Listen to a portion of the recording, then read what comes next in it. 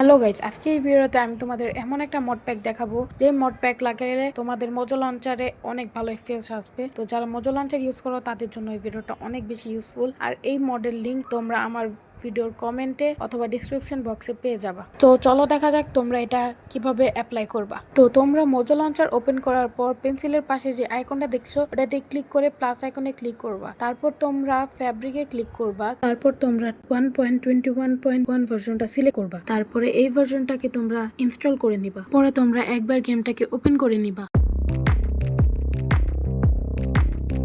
গেমটা একবার ওপেন হয়ে গেলে তোমরা গেমটাকে ক্লোজ করে দিবা। তারপর আমার মড প্যাকটা তোমরা ZH এবারে ওপেন করে নিবা। পরে এটাকে তোমরা এক্সট্রাক্ট হেয়ার করে নিবা। করার পর তোমরা একটা ফোল্ডার পাবা, সেই ফোল্ডার ভিতরে তোমরা ক্লিক করবা।